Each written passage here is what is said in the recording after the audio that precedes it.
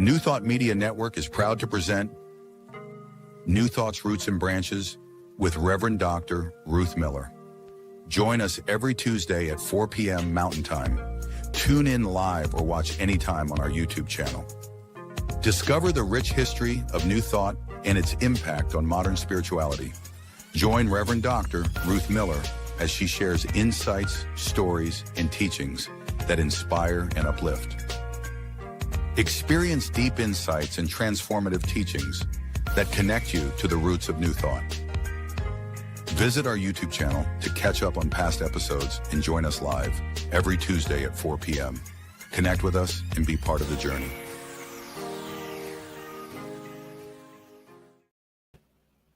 Well, hi there. I am Ruth Miller. I got to say that last scene always makes me smile. I don't know who put that together, but it was kind of fun. So our show today, New Thought Roots and Branches, we're going to be looking more at the 20th century teachers.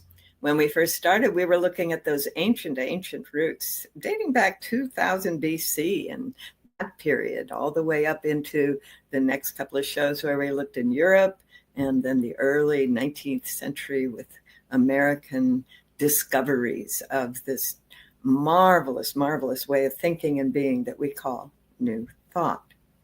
And in the last couple of weeks, we began looking at the ones who were having a profound effect for the people who were living in the 20th century, those of us who were growing up in the 20th century.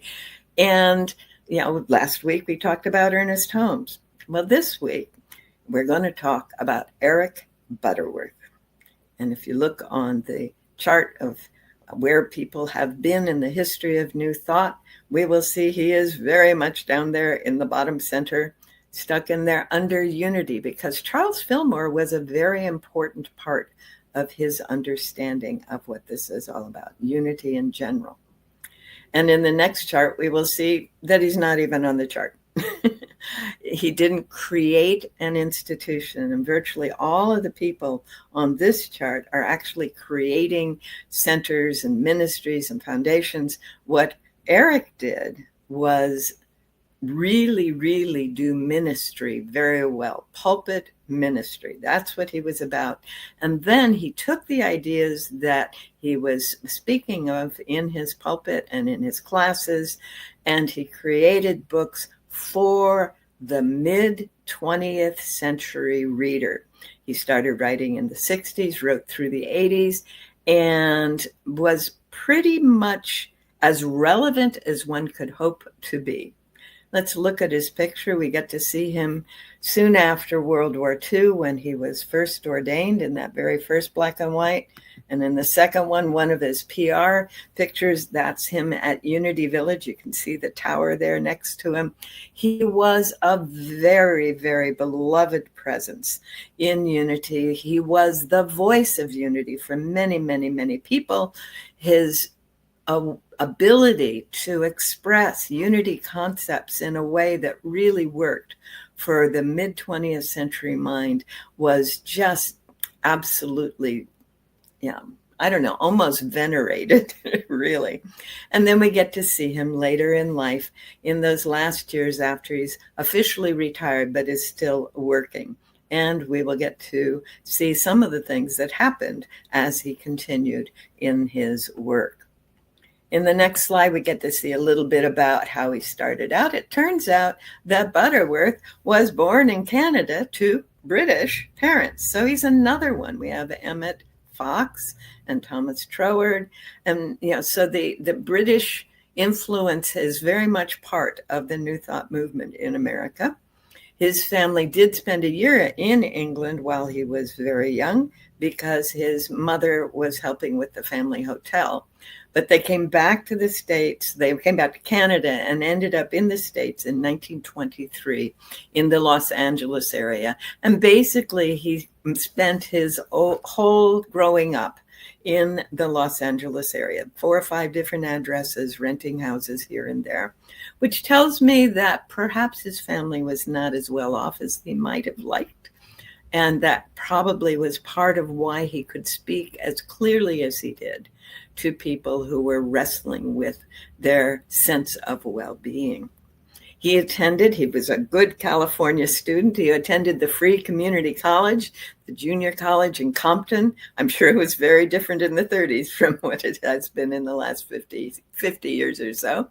And then he went on to Fresno State. Now, if you're not a Californian and you weren't aware of this, California made its gasoline tax pay for its schools.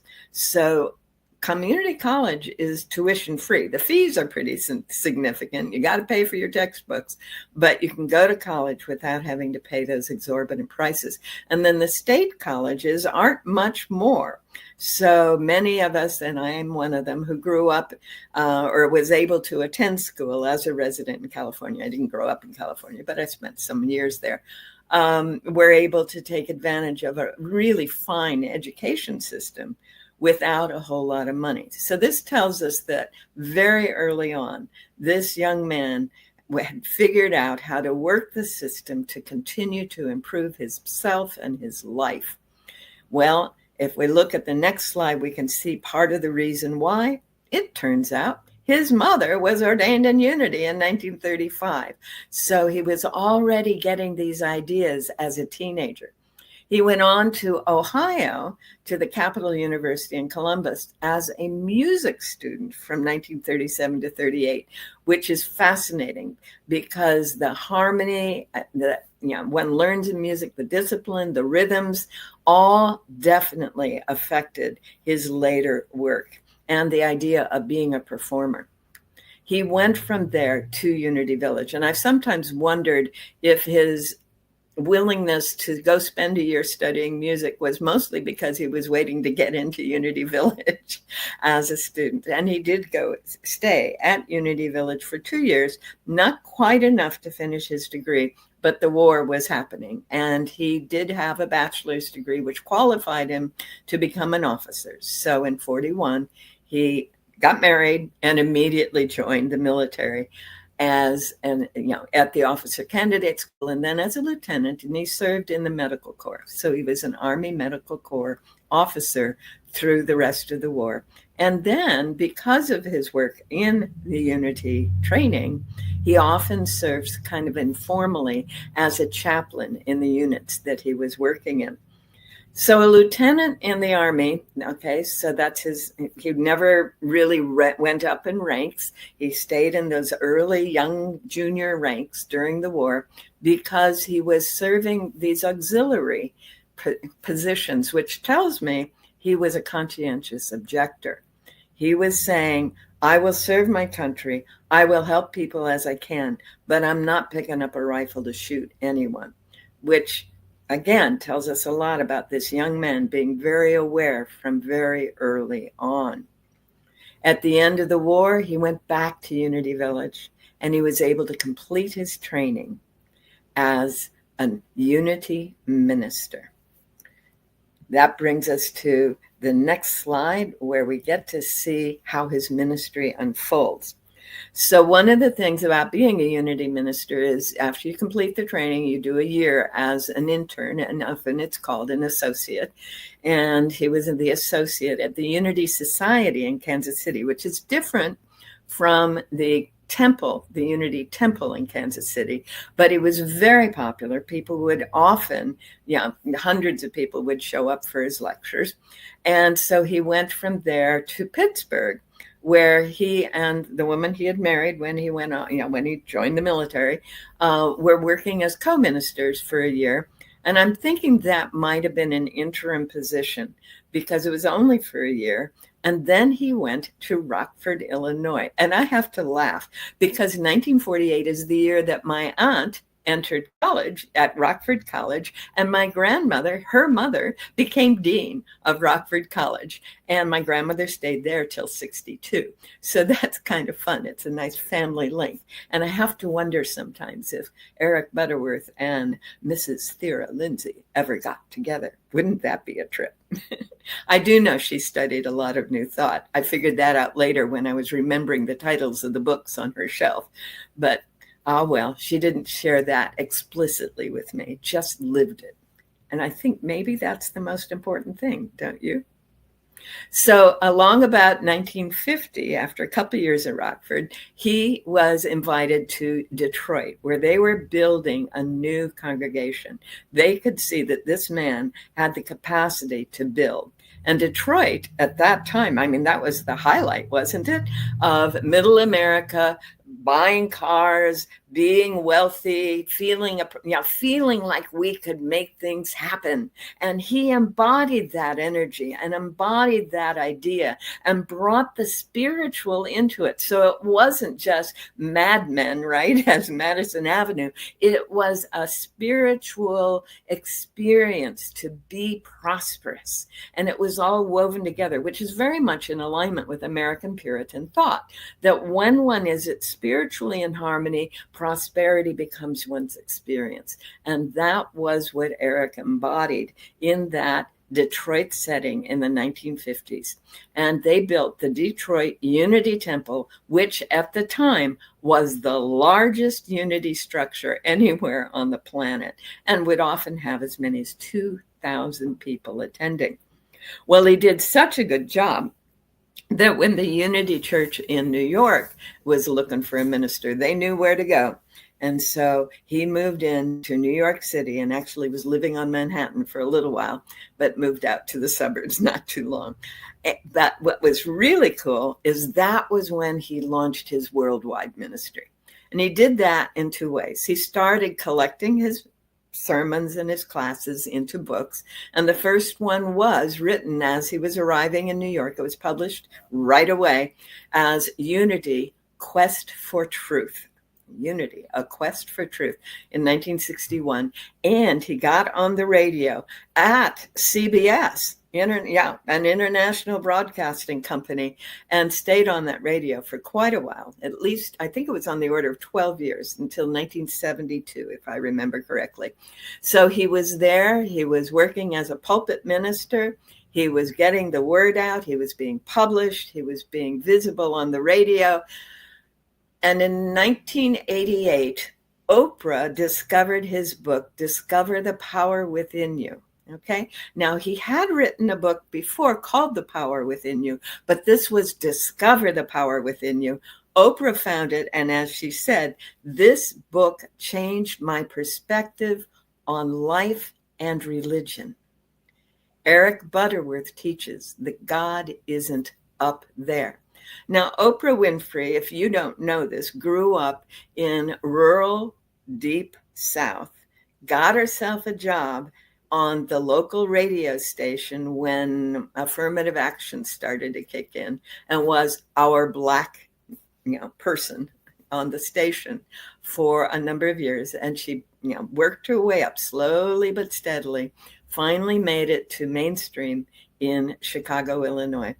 And then the rest is history. The empire that Oprah has built is amazing. But apparently, Eric Butterworth's book, Discover the Power Within You, is one of the things that woke her up to the possibilities of who we can be. Yes? Amazing. So at that point, Eric becomes a household name, right? Once you made it to Oprah, you've made it. And so his books began to be published in very popular editions, and they were available to a lot more people. His practical metaphysics, in the next slide, was the issue. It was exactly what people were ready for, right? We were living in the mid-20th. Now it's the 1980s. So we're beginning to wake up to, things aren't exactly what we thought they were going to be in the 50s, but we're still all very hopeful. And we're beginning to realize, as was introduced in the 60s by the Beatles and the yogis and all the people that were coming into the country, the Tibetan lamas that had been kicked out of Tibet, and all of those people were waking us up to spirituality and metaphysics. And in 88, it began to become mainstream. And I was a futurist at that time. I used to track popular journals and popular texts, and his books started hitting the bestsellers list, and some of his teachings started being woven into the final thing. It's really mainstream when it hits the women's magazines at the checkout stands in the grocery store. That's mainstream. All right. And so some use of meditation as a stress relief or yoga as a stress relief or getting your body in shape was beginning to come in the late 80s, early 90s to those women's magazines. And Eric Butterworth's ideas, written by other people, were also being introduced. So that 20th century business life from this metaphysical unity perspective was what Eric introduced in that time. And what a gift. If we look at the next slide, we can see some of the books that were published by him. The very first one up in the upper left-hand corner up there, Community: A Quest for Truth. The one in the middle, Spiritual Economics, being the one that really took off for many, many people for a long, long time. The the Power Within You, that was the issue that Oprah had looked at and was very excited about. And then some of the others are kind of fun. I like the one in between the Unity and the Spiritual Economics, Breaking the 10 Commandments. And what he's saying is, see them as the promises they are, not as rules. And that's a whole world in itself, right? Celebrating Yourself was another one that began to hit mainstream in the 90s because of his work. If we look on the other side of the Discover the Power Within You, those two books, Life is for Loving and The Flow of Life, Living the Flow of Life, those two books happen after a major event in Eric's experience. Okay, so you recall that he married right before he went off to the war in 41. Well, in 1972, he and his wife divorced. It was a very difficult time for everyone. It's always hard when a minister enters into that phase of being, any minister in any church. But here he was, this major person standing for the spiritual life of abundance and well-being, and he's going through a divorce. Well, it was 72.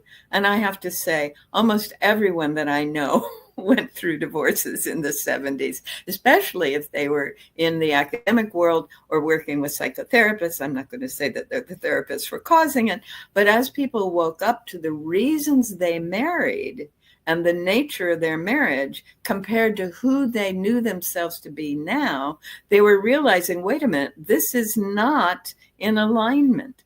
And I remember one place that I went to work several years later. I was starting out very early in my working life. Almost half the faculty of this institution had divorced between 1972 and 1978.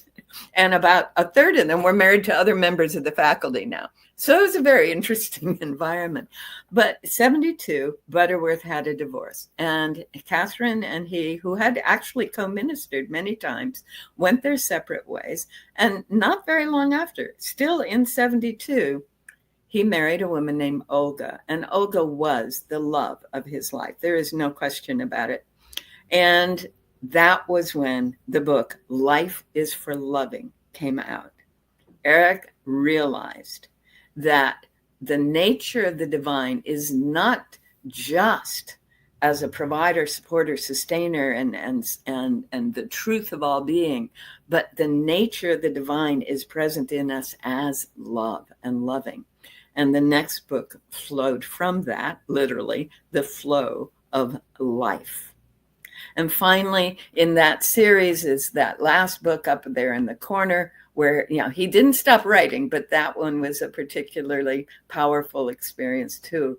And he's beginning to experience with us and for us practical metaphysics. It was kind of the summation of everything else that he had been saying up to that point, and in some ways, a summation of what he had to offer the culture and the world.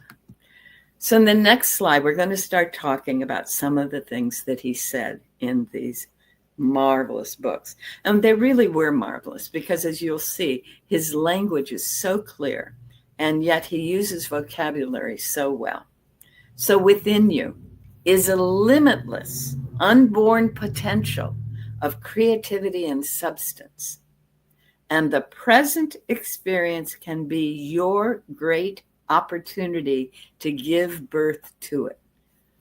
Now that is a pregnant statement, if you don't mind the pun. Really, the idea that each moment is our opportunity to experience and express a limitless potential, both of the creative process and of the substance to bring that creativity into form. Very powerful concept. And I do believe that Oprah built her life on that concept. The second sentence of that same paragraph, thus, if you will, the tragedy, quote unquote, can become a blessing. The disadvantage can become an advantage. The failure can become an opportunity, and the disappointment can become, quote, his appointment. He was very good at grasping possible ways of thinking about things and phrasing them in ways we could remember, right? The disappointment can become his appointment. Now, in the 60s, 70s, and 80s, people hadn't quite got around to shifting all the pronouns. So we will find that in almost all of Eric's work, he will be using that masculine pronoun to refer to God and to refer to humanity. But he's just a product of his time in that way. And we can kind of figure out that disappointment becomes God's appointment, or disappointment becomes the universe's appointment for us to discover that limitless, unborn potential that is always within us. Yes? Yes. In the next slide, we see that he's aware that this power within us really is ready always and opens up when we're in service. As he says, in your spiritual quest, you are seeking to establish yourself in a unitive relationship with the divine flow. That is, to feel the divine flow and you as one. But he says in the next sentence, you can never really achieve this level of consciousness, this awareness, until giving becomes the main thrust of your life. How can you be part of the flow if you're not constantly releasing that flow into the world, right? In the next point, and when it does, when you discover the wonder of giving, you become unblushingly an incurable giver. And there's another phrase there. I'm an incurable giver. Wouldn't that be wonderful to feel that and know that? I'm guessing one or more persons sort of accused him of that at some point, because he didn't use all this to make himself very wealthy. He didn't use all this work and this opportunity and this popularity to become the guru or any of those things. He simply kept on giving, kept on serving, and in the process, kept on feeling an incredible sense of well-being. And he says in this last point on this page, meditate long on this point, for it is one of the most important keys of the prosperity law. We can only receive as much as we give. And actually, as we give, we receive even more, which is what he talks about in the next slide, because he's addressing the whole concept of being prosperous through business, right? A lot of what made him popular was that it wasn't just real nice things about being well and whole and living with your family and all of that. A lot of it was get out there and be successful in your business, because that's what God wants. And the second point, a loving father, mother, God would not want its children to be in poverty. Right?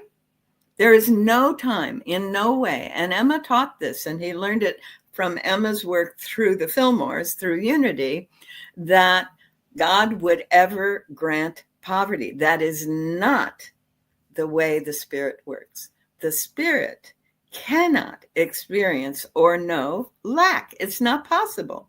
Therefore, there's no way it would impose that on any person. So if someone has convinced themselves, well, this is where God, this is what God has handed me or whatever, he's telling us we're wrong. That's a misunderstanding of what it is that is actually happening. Okay. And he goes on, and it is an axiomatic universal law. Okay.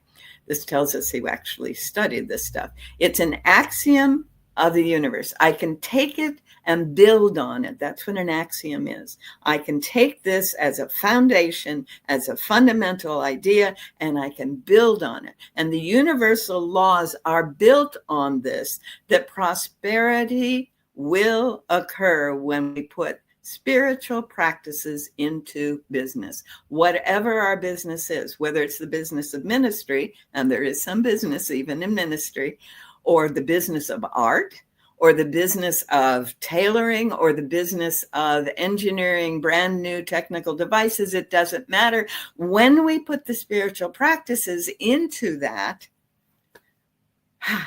prosperity must happen. Now, it was in one of Eric Butterworth's books that I've read one of my favorite stories about business. And this has to do with a man in the Depression in Florida. He ran a dress store. His name was Taylor. And he ran this beautiful dress store. And in the 20s, they flourished. Women would come in and they'd get this beautiful fabric. They would choose the design and they would go away very, very happy. And in Florida, there was also a lot of money, even in the 20s. So he was doing quite well. And then the Depression hit. And a lot of the people who thought they had a lot of money in the 20s didn't think they had any money in the 30s. And so he was struggling. And he was supporting his family and his mother in this process. So he, wrestled with the books night after night. He's sitting there trying to figure out, how can I do this? How can I stretch these numbers? How are we ever going to make it? And he started praying. And every night he would pray. And one night he finally broke down and he said, God, please guide me. Please, I will make you my partner in this business if you will take over and make it work. I'll do my part if you'll do your part. The next day, he filed a new business name for his business. And those of you who were shopping in the 60s, 70s, and 80s will recognize this. Lord and Taylor. Yes, indeed. When we put spiritual practices into our business, we must prosper. Yes. The book Spiritual Economics was to some extent the essence of how to do that. He wrote it during one of the downturns in the economic cycles. And he'd lived through the Depression.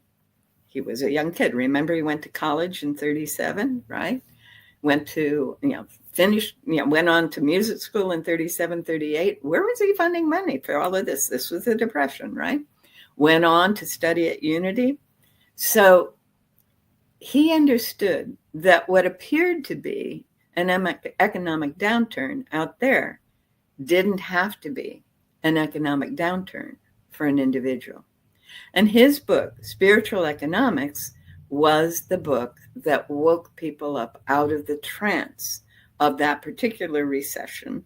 And a lot of us got it in the 80s. That's when I discovered it, when we had that horrid time when interest rates were going sky high and there were almost no jobs. And it was just a horrible time in the mid 80s. And we pulled out of it again. But for me, spiritual economics was how I did it. I didn't even understand Unity, had no idea anything New Thought existed.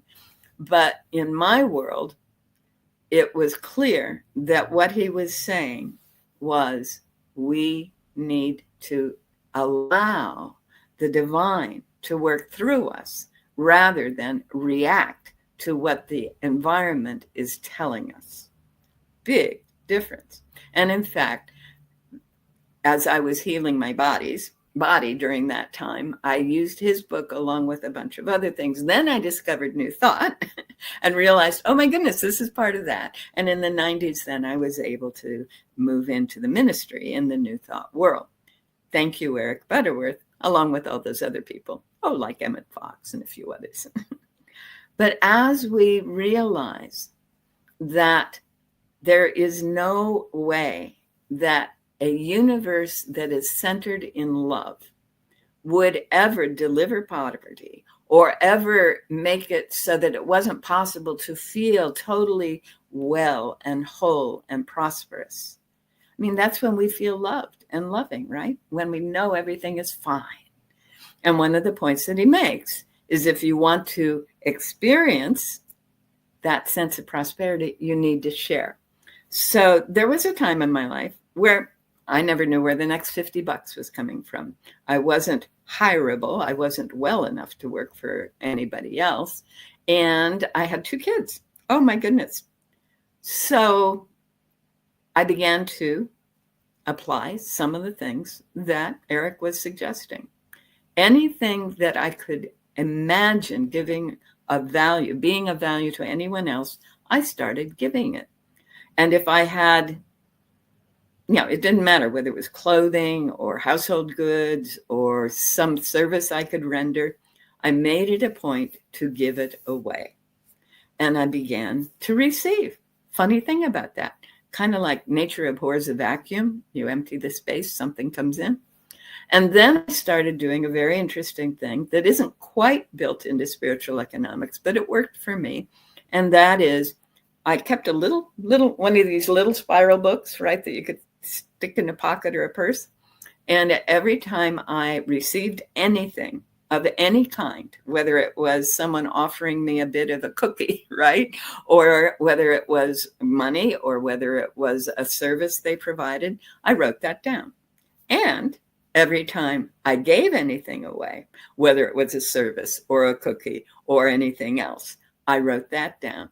And very, very quickly, it became clear that I had more than enough. I also did one other little thing, and that is I have a little business card that I keep in my checking account folder where I keep the spare check you have to write now and then in this world where everything's electronic.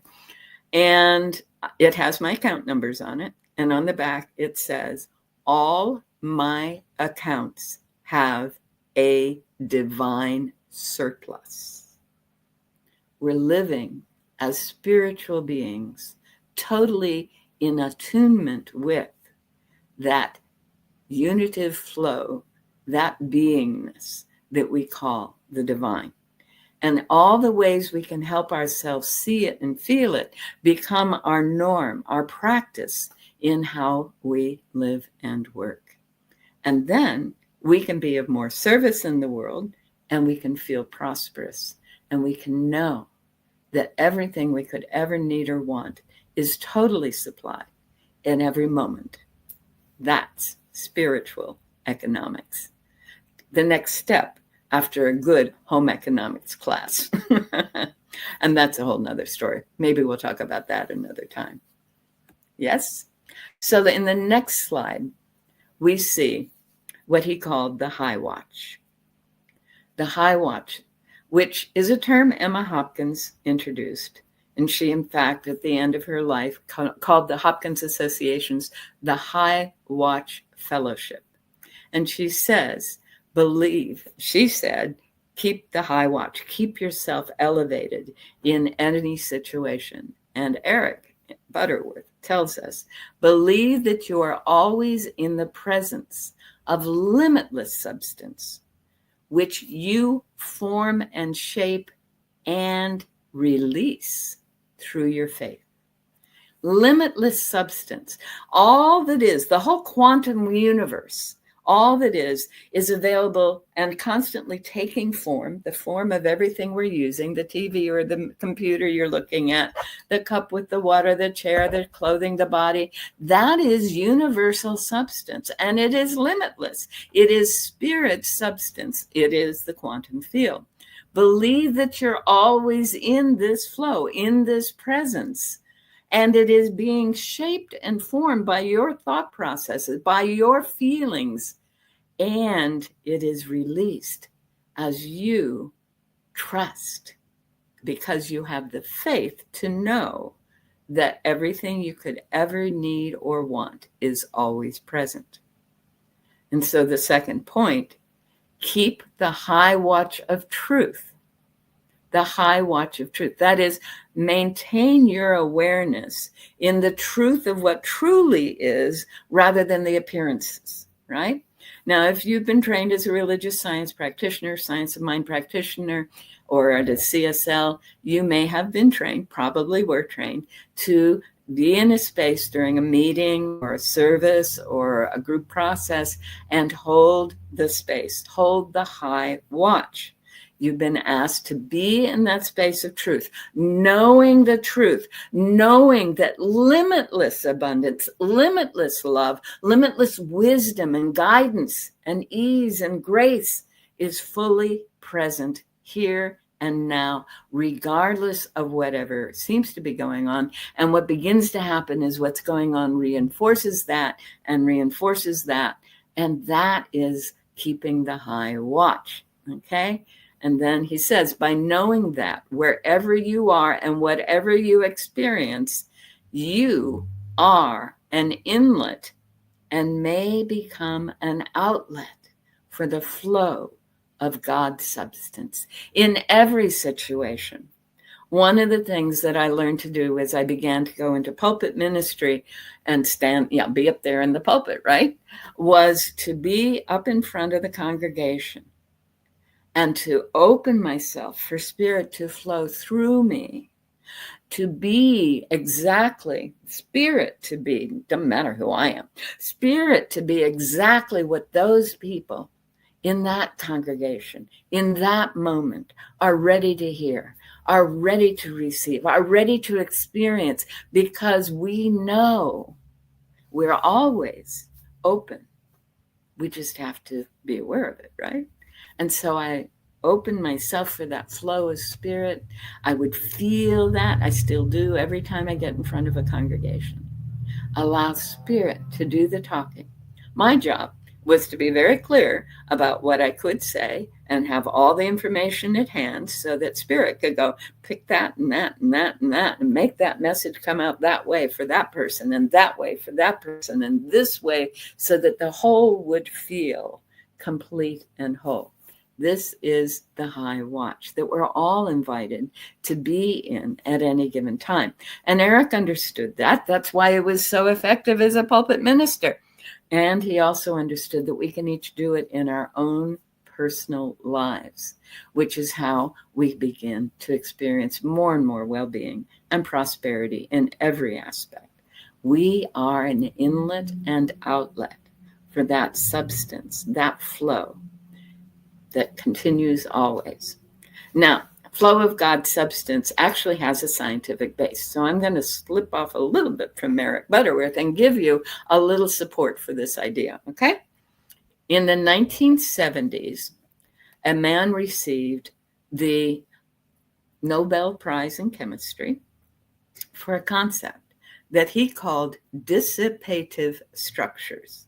That is, structures that build up and then can dissipate, fall apart. And he said they build up in the presence of flows of energy and information that support them, and they dissipate when those flows stop. Nobel Prize for the flow that supports a structure. Well, what is a body but a structure? It's constantly receiving flows. It's receiving flows of air as we breathe, water, food, etc. But it's also receiving the flow of what we call life energy, divine energy, or God substance. We are constantly being supplied. I like to think of myself, my beingness, as a whirlpool in a stream, right? As the stream comes along, it keeps the whirlpool going. If the stream dries up, there isn't any whirlpool. And if the stream gets blocked, if there's a dam there isn't any whirlpool. So I need to keep this flow going for the whirlpool to go, right? That's the sort of thing that Eric was teaching people in his marvelous, marvelous, very useful books. The only thing you have to watch out for is he was writing in a time and a place where the masculine pronoun will be used. Big deal, right? Right. So in the next slide, we get to see the last period of his life. He was very active through the 80s and 90s. And his second wife, the one he married in 1972, was in some ways profoundly honored as she grieved and delighted as she grieved, because on Easter of 2003, she read the last sermon that he wrote. He had just passed away a few days before in the local hospital near their home in Greenwich, Connecticut. And his word continues to be expressed and experienced by millions of people because of his books. And guess what? He's on YouTube.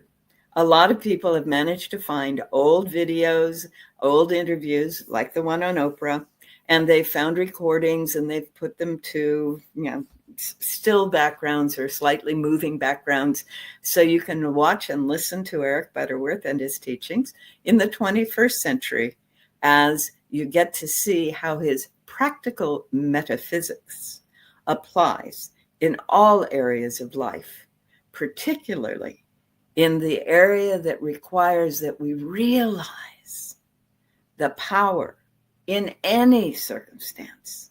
The power through it lives and works and flows in us and through us. We relax into the power, and the power does the work. That's the essence of the practical metaphysics that Reverend Eric Butterworth, a unity minister, most people don't know that about him, offered to the world. Thank you very much for joining me here. It's great fun to trace the lives of these marvelous beings who have been the roots and branches of New Thought. Have a great week.